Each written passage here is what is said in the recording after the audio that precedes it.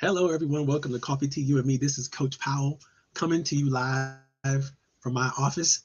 Just loving the opportunity to work with as many small women and minority-owned entrepreneurs and business leaders as I possibly can. I know you know that this show is dedicated to your success. It's dedicated to your growth and to the development of your business. And I hope you understand that we do this because we're inspired to. Over the years, I've worn so many hats and been on so many boards and so many organizations, all dedicated and focused to helping small women and minority-owned businesses grow. And I want to continue that for the rest of my life because I understand how important it is and how viable we are, and how meaningful it is for us to come together and make sure that we've done everything we need to do. It's happening. For some reason, my guest is trying to get in but can't get in, and maybe they're using the wrong signal, but maybe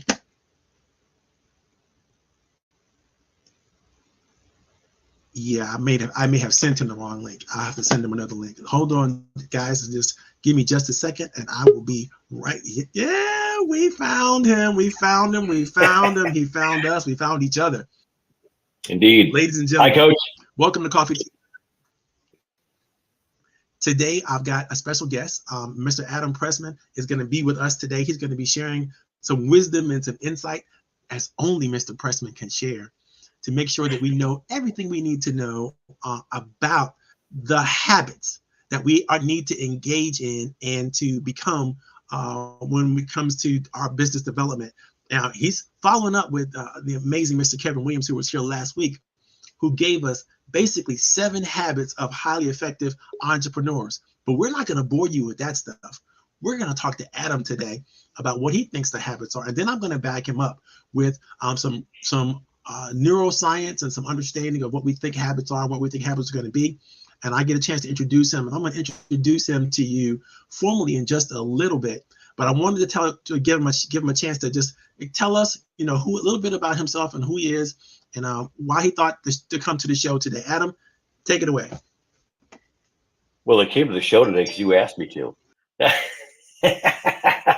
No, seriously, Coach Powell has put together what I regard as an amazing group of business building professionals. The Leverage Up team and the other folks in his community have shown time and time again they know what it takes to get your business, your mission successful.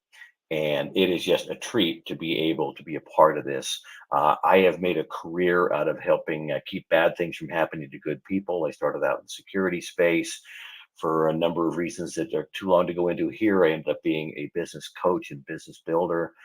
And I have most recently found that what needs to be done in terms of building businesses these days is help people get access to funding, particularly those who have been left behind in the last 70 years from the capital formation options that are out there, specifically women and minorities. It's been a pleasure to be able to put funds and capabilities and contacts in the hands of these both rising entrepreneurs and people just changing their business for the better. Change of life, people, retirees starting a second business, empty nesters wondering with something to do for a charity. Any of those people can be empowered by developing the right connections, the right competencies, and by making them habits.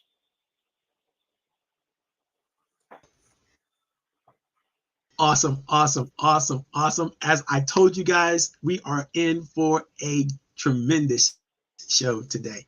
I'm so glad to have Adam here. Adam is not just a resource, but an inspiration for so many people. And I have to say, I'm proud that he's one of our Leverage Up family.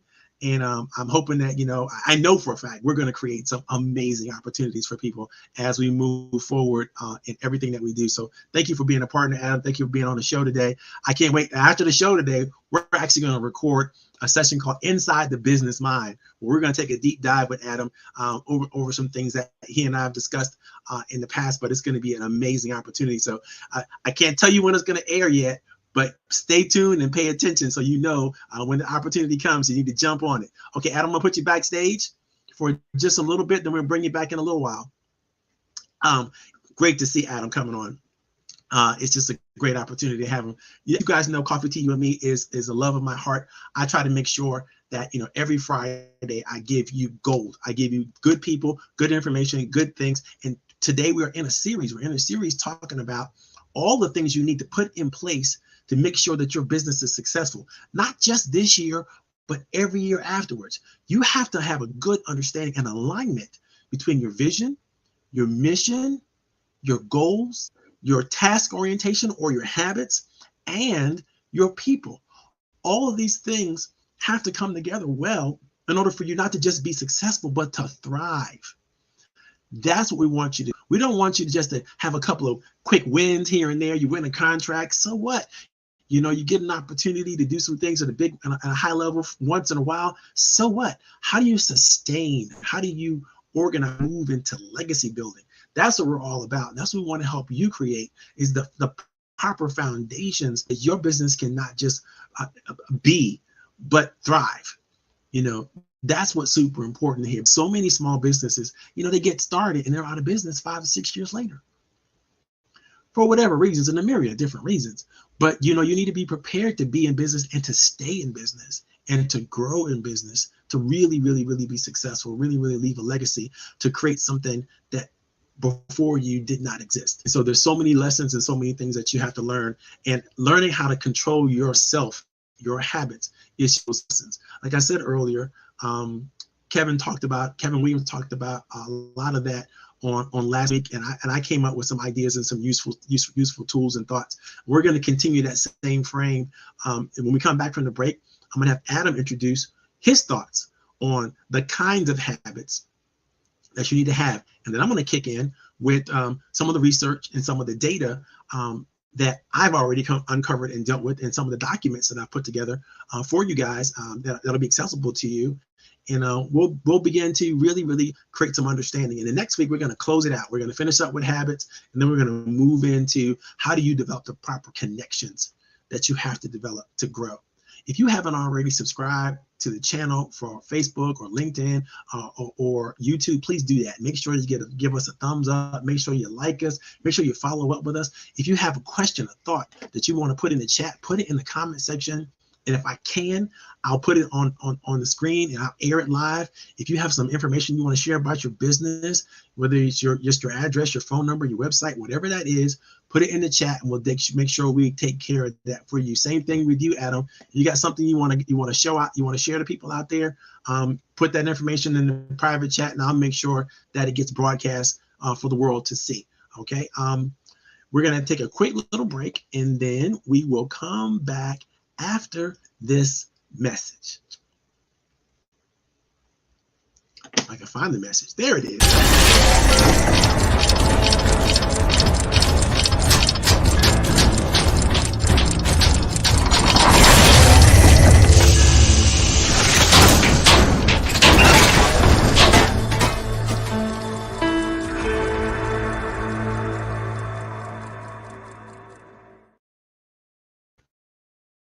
I love that little graphic logo and how it comes together, because it's just a reminder of kind of what it takes to run a successful business. You got to put all the pieces together and they have to run well.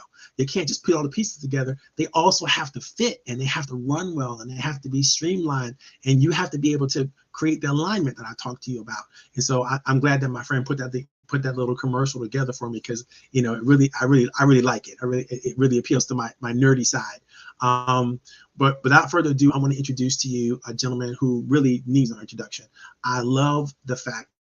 I love how he thinks. I love what he does, what he brings to the table for small businesses all over the country. And just his ideas just are genius when it comes to, understanding how to do the things you need to do to make your business successful. Today, we're talking about habits. And I'm going to ask Adam, tell us, in your I can't wait to meet this guy. What is, in your point of view, the best habits that entrepreneurs have to embrace to truly be successful today? Well, you see, the problem is that habits are very specific to a particular context and a specific person. But I will say that a mindset of perseverance is probably the single descriptive word that matters the most. If you read everything from Malcolm Gladwell to Angela Duckworth, they talk about commitment in 10,000 hours in the case of one, grit in the case of the other. Whatever it is that you do, it's the doing of it that matters. And another favorite author of mine from years ago, Zig Ziglar, said one of my favorite quotes, which was, "Whatever is worth doing badly until you learn to do it well."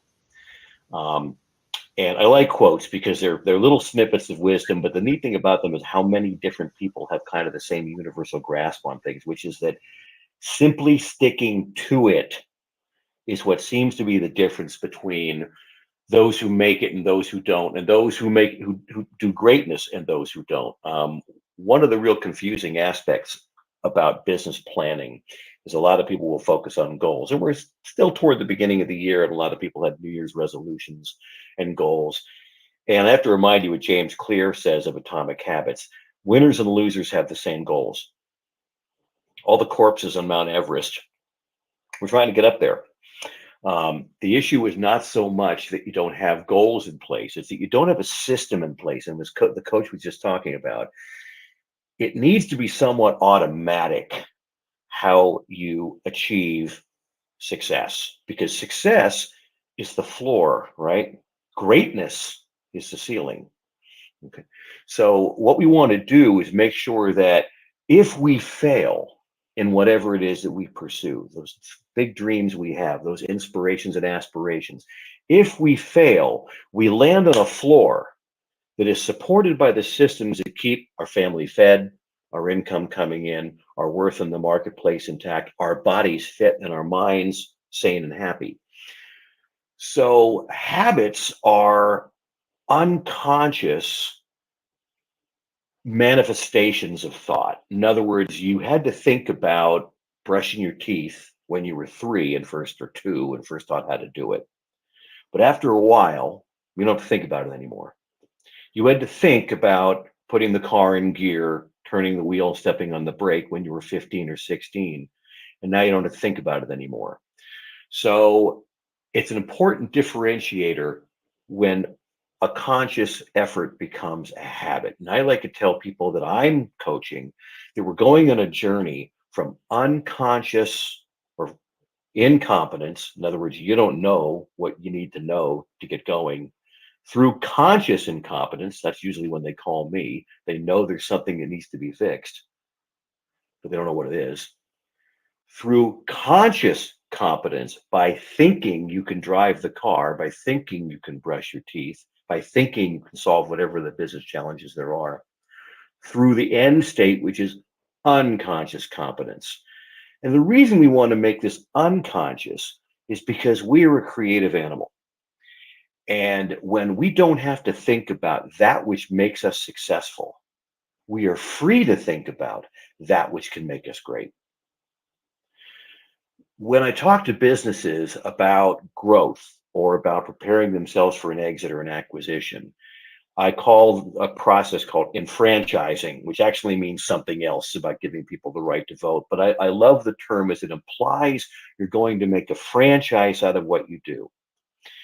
It's an important term because 85% of businesses that are created will fail in the first 5 years.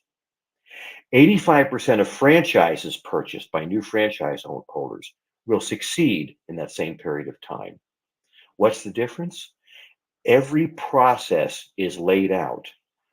Success is in a book or a guide or somebody's hand on your shoulder to help you get the franchise rolling. When you do that enough times, those procedures and processes become habit, and anyone can do them. Okay, anyone can brush their teeth. Almost pretty much anyone can drive a car. It's the nature of, it doesn't take a lot of thought once we make it a habit.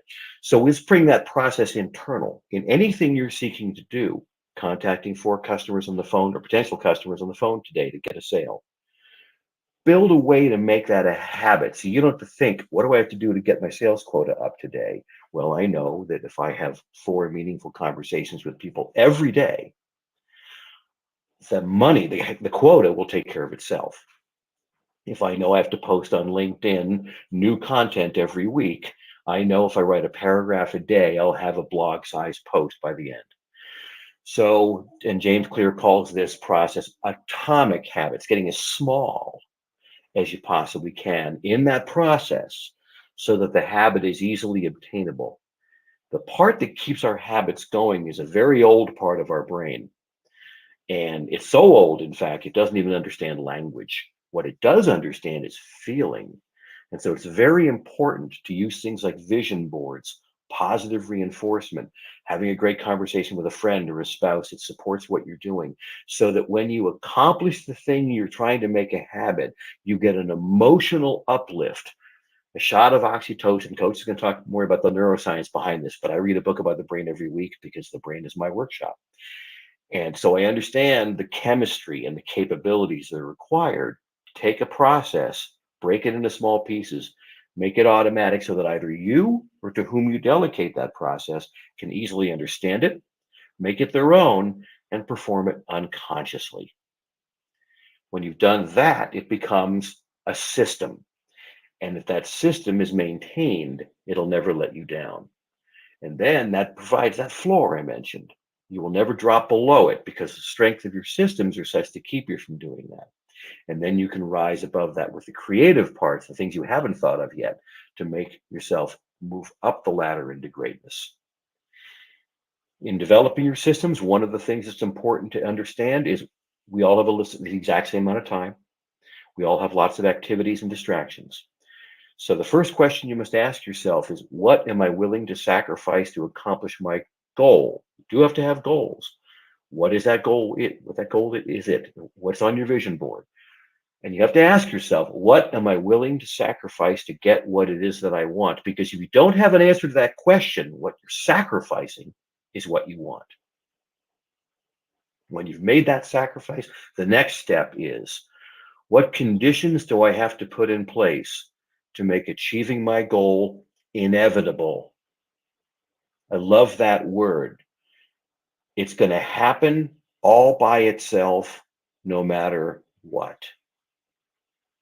So that means being in a context, a place to work, an environment of people, a network that's supportive, a calm and capable mind, the skill set that you require, or the assistance of others, all have to be there to make sure that that system of yours can move smoothly through where you are to where you want to be.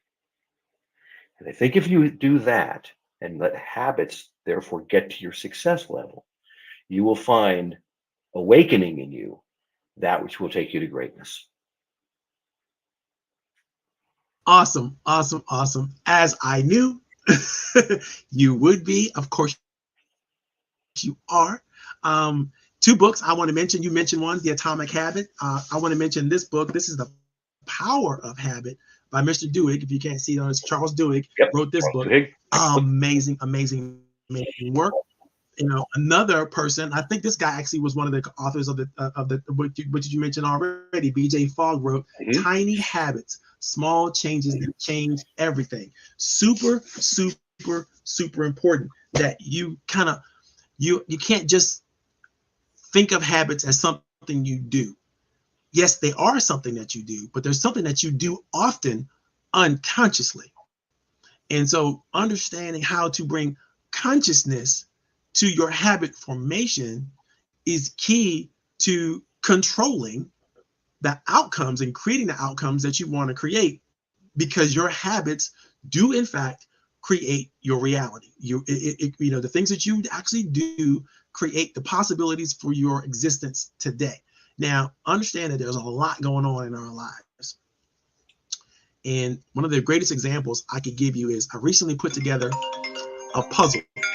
And this puzzle was put together, a 1,000-piece puzzle was put together by my family, my wife and I. And we sat down and we watched our daughter, who is 24 and she has ADD. And she's able to see all the pieces at the same time. While my wife and I are looking for one piece to fit in one place, she's seeing all the pieces come together, even if they're upside down or right side forward or whatever. None of that matters to her. She's able to just see the puzzle come together and then put it together. She can't explain the process. But because of the way her brain has always been trained to think, she thinks divergently, right? Which means she can intake tons of information simultaneously into her brain, while we have to, in order to make sense of it, have to focus, and we miss thousands of pieces of connections and thousands of things our brain can do. So this lets you know there's a possibility, and I began to really understand there's a possibility for all of us to open our minds up, to see things differently, to create different points of view, even within our own brain, and then act accordingly to all of these different points of view and all these different thoughts and all these different ways of formation. And those things become the things we use to form our habits, our activities. And we can do this on purpose. The strategy that I'm describing right now is a strategy that is recently, I would say in the last 30 years or so, becoming more and more and more of a science. It's called mindfulness. You know, understanding how you're thinking, what you're thinking, and choosing to think about the things that you want to think about most often, and accepting the things that are bad, but letting them go right past. So we're going to give you some techniques about that a little bit later. But when it comes to your habit formation, understand that it starts with your mind. It starts with your ability to begin to control the first process. Now, some of these books will mention there's a habit formula, right? There's a trigger, there's a response, and then there's a reward, even for your unconscious habits. If you unpack them, if you think about it, you ask yourself, well, why do I do this way? You can unpack and begin to discover for yourself, what is my trigger that makes me do this? What is the reward for me really? Is it safety? Is it comfort? Is it a feeling of accomplishment? What is it that's causing me to continue to do this over and over and over again? And if you can begin to, if you understand that system, then you can begin to hijack your own habits and go, oh, okay, I'll just keep this, I'll get rid of this reward, and then I won't need the trigger, or I'll get rid of the trigger and then I won't have to engage in the habit, because if the trigger happens automatically, then I'm going to engage in the habit automatically, and I'm going to experience whatever I experience. And the reward, even though the reward is great, it might not be good for you long term. Like if you love cookies, as I love cookies, especially chocolate chip with any kind of nuts or almonds in them, I can't have them in the house. If I have them in the house and I know exactly where they are, the chances are I'm going to find a way to begin the process of eating the cookie. Now, because the process of eating the cookie is so satisfactory, I'm not going to stop at one. I'm going to have two, maybe three. And sometimes unconsciously, before I'm even aware that I'm doing it, I ate the whole pack. So you have to understand that there's triggers to all of our habits. And most of them are unconscious, especially the bad ones. We have to get conscious. We have to become conscious of them first. We have to become mindful first, and then we can change the habit. Let me give you some information. I love the quotes. Thank you for even mentioning that. One of my favorite quotes, and this is actually the most popular quote from the Bible on habits. And I'm only mentioning this not because I want you to go out and become whatever you need to become spiritually, whatever that is. I'm not talking about that. I'm talking about the wisdom of the people who wrote this book years ago. Here's what they said: do not be conformed to this world, but be transformed by the renewal of your mind, that by testing you may discern what is the will of God and what is good and acceptable and perfect. Now, if you take any mention of God out of that, what you basically have is a description of some of the greatest minds that have ever existed, who written about and said, listen, you can allow yourself to be controlled and conformed by the world, or you can take the time to renew your own mind. Make sure you test it. Don't just accept it, but you can take the time to renew your own mind. And when you are in control of your own mind, you are in control of your own habits, and this can be acceptable and perfect.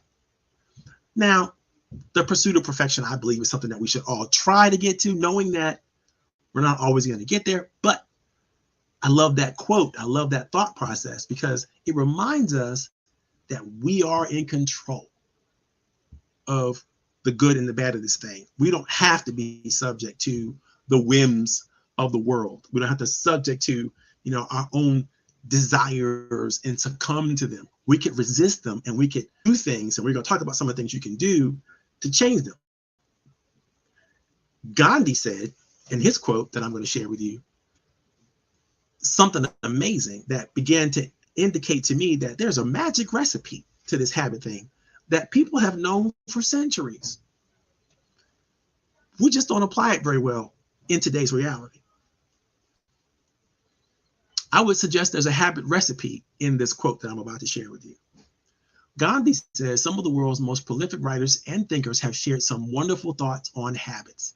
He said, your beliefs become your thoughts. Your thoughts become your words. Your words become your actions. Your actions become your habits. Your habits become your values, and your values become your destiny. So where does habits fit in that train of thoughts, words, actions, values, and destiny? Habits fit almost right in the middle of that train of all those words when you put them all together. First is your thoughts, right? What you think, you start to build a narrative around what you think. You start to tell yourself, this is what's it, this is what's true, this is what's good, this is what's wise, this is what's smart, this is what's tangible, right? That's the narrative you're telling yourself, the words. Those words then help you formulate and become the actions that you take. Those actions are, in fact, your habits.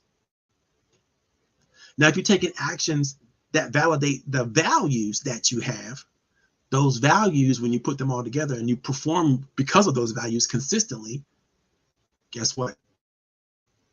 There's pretty much a clear trajectory to what your destiny is going to be. So if you habitually lie, you habitually steal, you habitually cheat, you habitually try to avoid dealing with problems what is your trajectory to success? Anybody who has lived for any amount of time can tell you it's not a good trajectory.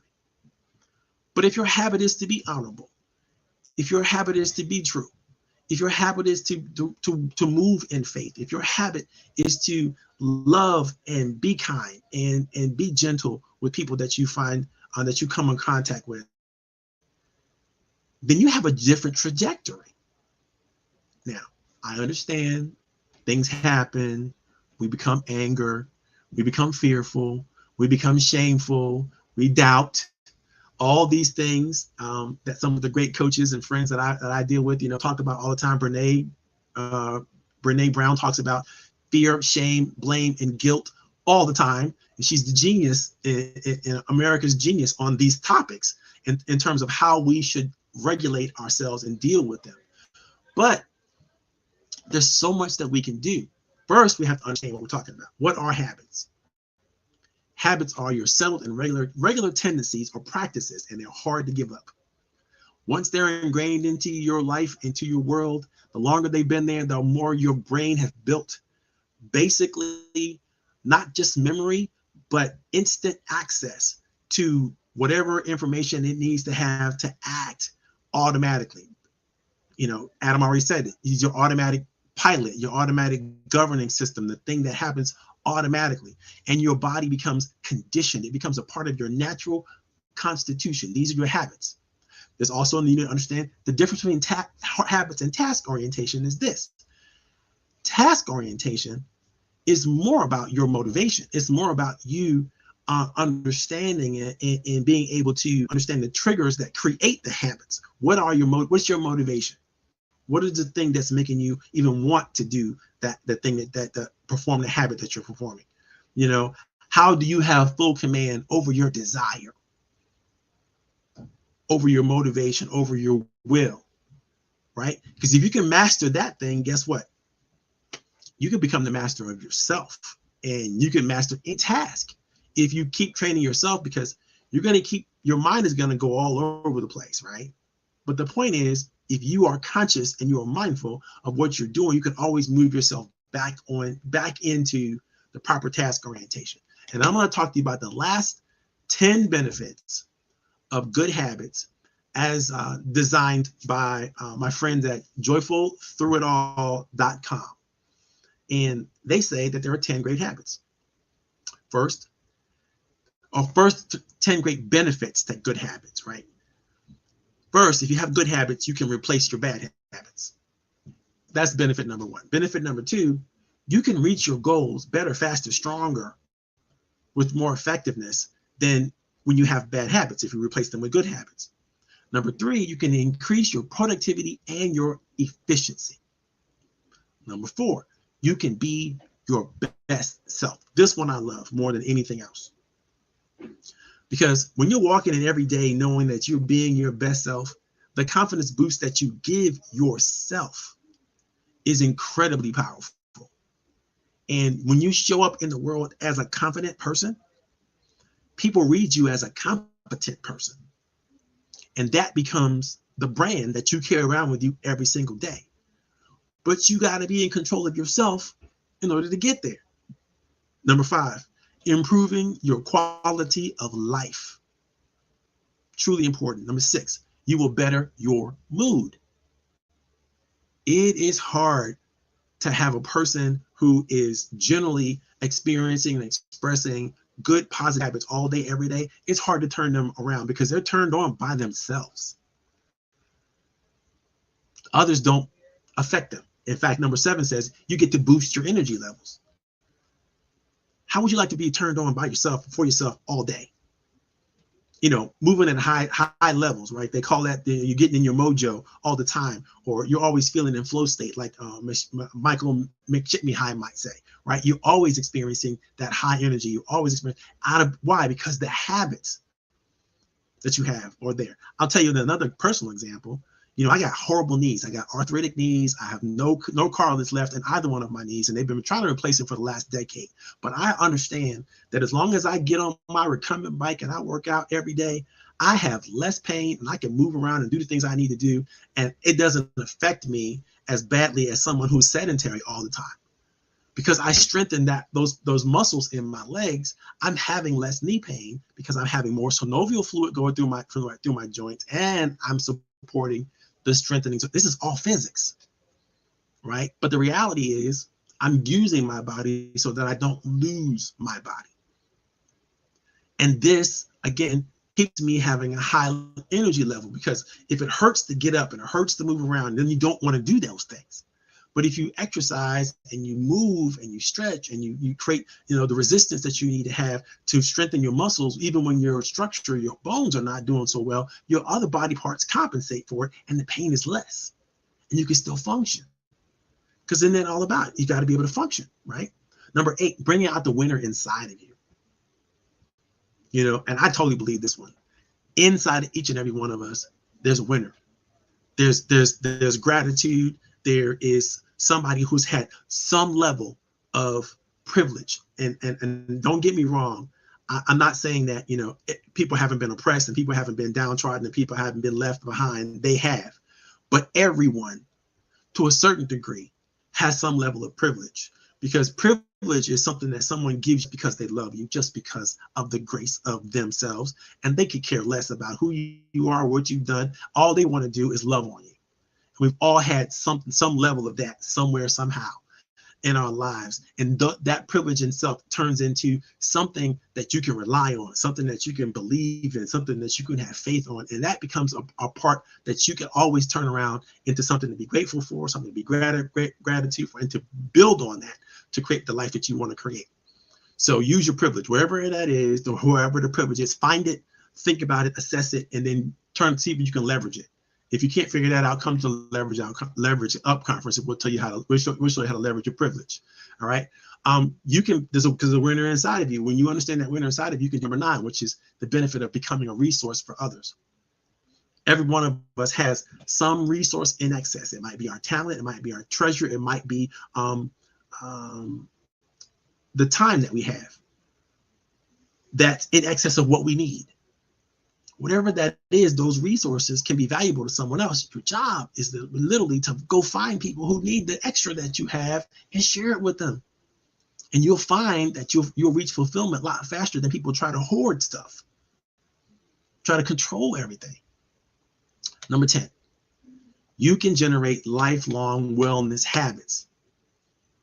Again, if you're mindful, if you're thoughtful about these things, if you plug into your community, if you plug into the things that make you tick, the values that you embrace, the faith systems that you believe in, you plug into all those things and you'll find that there are clear habits that you know you should have and clear habits that you know you shouldn't. And so your job then is to develop those better habits that get you to the places that you want to go, that help you express and become the person that you want to become.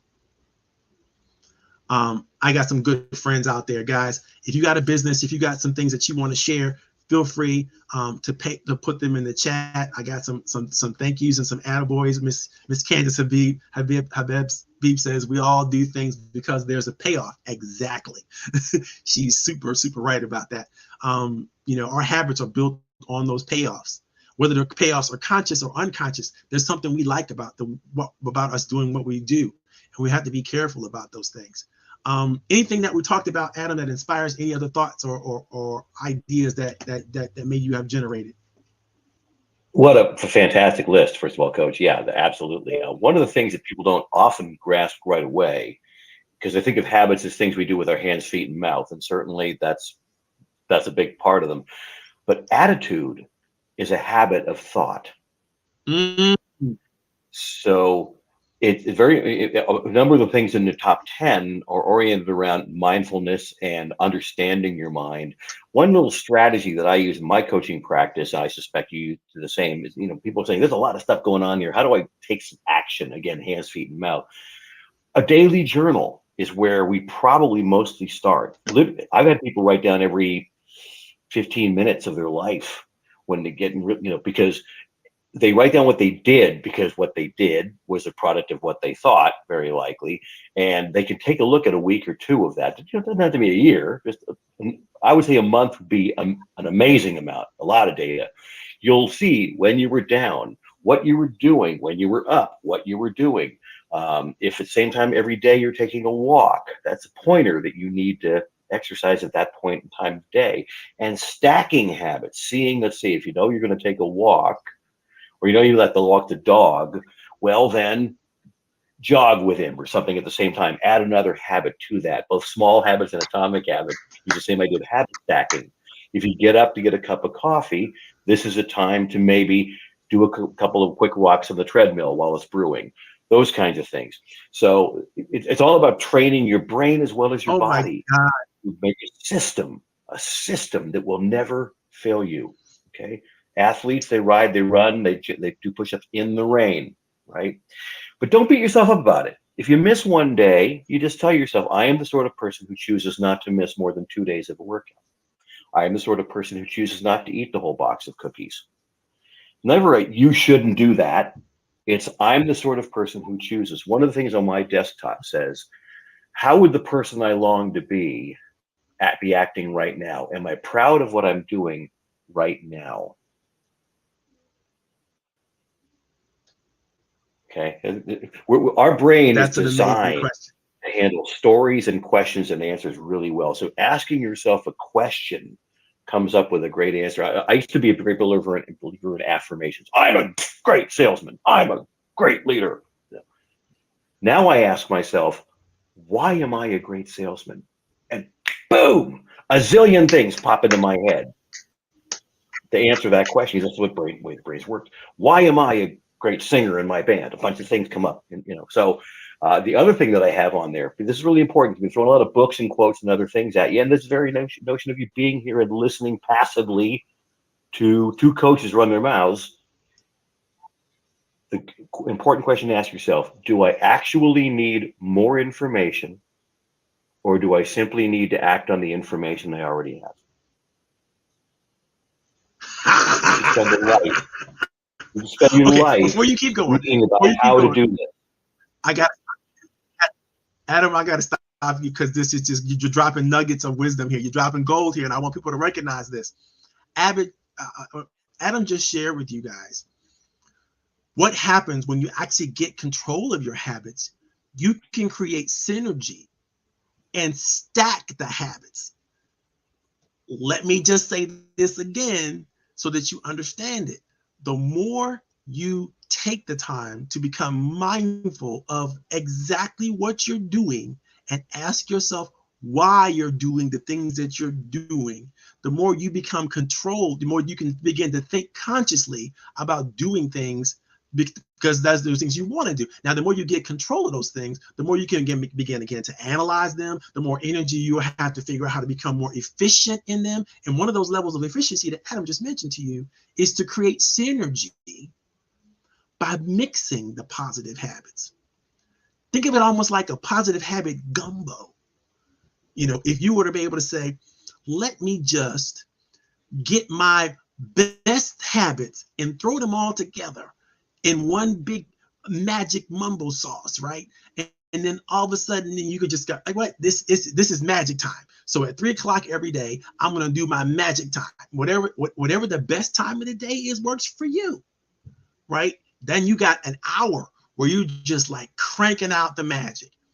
I promise you, you're going to end that session, whatever that time is, you're going to end that session with some love for yourself, some drive, some determination, some resilience, some fortitude, all those things that Adam mentioned in terms of your attitude are going to be much improved because you've learned how to stack those positive habits. We need to write a book, Adam. We're going to call it the Habit Gumbo. That sounds like a great idea. That's what we need to do. I think that's stacking those habits and creating the gumbo. Oh, man,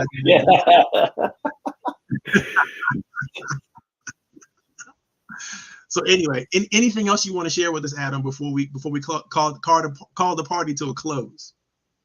Well, I would, I'm sure you ask these people, so I'm going to ask them, this is to reinforce it. What are you going to do with what you learned today? What's the next thing you're going to do with your hands, feet, and mouth to make the things we've talked about today part of the system of habits that you have? Because knowledge is not power. Applied knowledge is power. And when you put these things to work for you and build a system that is unconsciously achieving the goals you want, the freedom you will have to, again, success is the floor, greatness is the ceiling. You'll be able to climb that ladder to that ceiling no matter how high because of the reinforcement you've set up and the ability to, that attitude, that habit of thought, that attitude, you can accomplish this. Yep. Absolutely. Absolutely. Guys, again, if you have any questions that you want to put through that you even think of later on as you watch this, if you're watching a recording of this and you have questions, feel free to put those questions in the chat. Feel free to, whether you're watching this on LinkedIn, on Facebook, or on YouTube, because we can always go back and answer the question. And if we can't answer the questions, guess what? Somebody else in the audience that might be able to just share their insight and wisdom with you. And so don't think that, you need to sit in a less than mindset or a diminishing strategy for yourself, because this is all we're going to give you all kinds of tools throughout the next couple of weeks that you need to think about how you're going to put them in place. Like I said, you can write all the things down you want in your strategy. You can do all the great, analysis of what you think you should be doing, but the real question is, how are you going to do it, and when are you going to do it, and what are you going to, what's going to reinforce you doing it? Are you going to get in? Are you going to do the things you need to reinforce you? I don't have cookies in the house. Why? Because I'm not in control of that thing, yet when it happens. Now, after I've been able to do this for about 21 days or so, I might be able to bring cookies in the house and then not have the trigger. I doubt it, but I will continue to endeavor to test. Right, like I told you guys earlier, from the ancient wisdom I know in the Bible says, test it. Don't just take it for granted. Test it. Think about it, analyze it, find those ways. Because man, if you can create that habit gumbo, man, I do it all the time, and I'm telling you, I renew my own energy every time I engage in the positive habits that I know that reinforce not just what I am or who I am, but whose I am. You know, I understand that I'm a person that's connected to a community, that's connected to a family, that's connected to a whole chain of people who my success affects their success. And so my ability to take responsibility for myself and what I bring to the table and my contribution is at a very high level. It wasn't that way 20 years ago, but it is now because I've been practicing these things. I've been practicing mindfulness. I'm taking my 4th mindfulness course right now. You know, you think this is something that you can learn and be done with. No. Life is a lifelong learning opportunity. And it's always something more. I'm still taking coaching classes. You know, I'm still taking classes about economics. I'm still taking classes, and I majored in economics. I'm still taking classes. Right now, I'm taking classes on semiconductors, a brand new field. But I'm finding that, guess what? It's not as new as I might have thought it was when I first started initially taking the class. I'm like, wait a minute.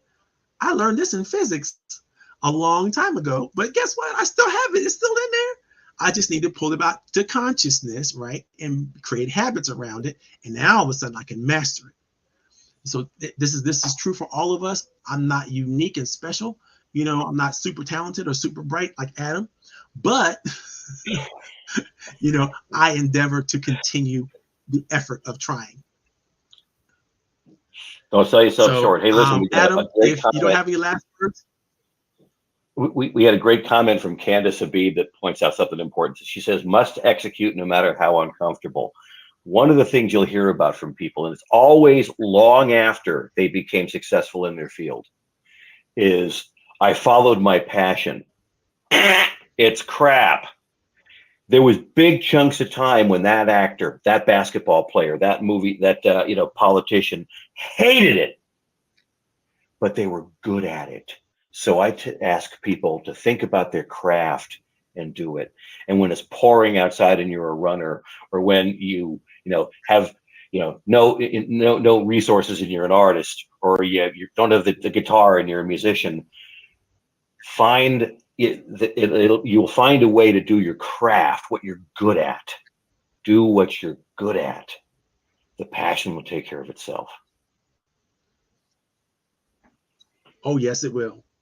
It absolutely will. And that's where you have to have the faith that everyone before you who has done something incredible has already had. So you know that gives you an understanding that it's also possible.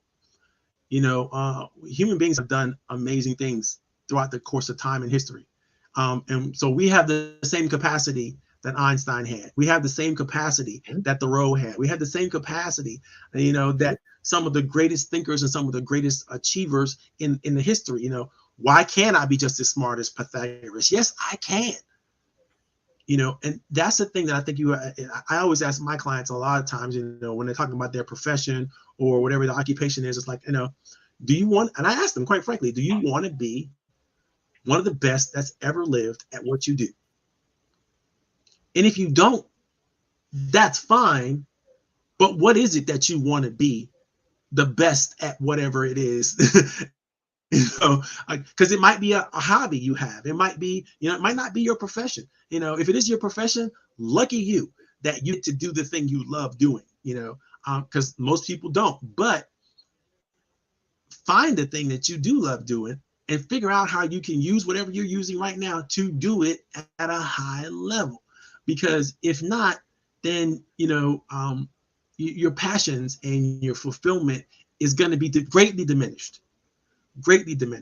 You know, my friend Hiram Smith, who's the creator of the Franklin Covey system, the Franklin system before it became Franklin Covey as a system, used to say, you know, when you basically got control over your life, your calendar, your notes, your contacts, your lists, everything like that, you got control over yourself. Now you have a claim, a credible claim to happiness.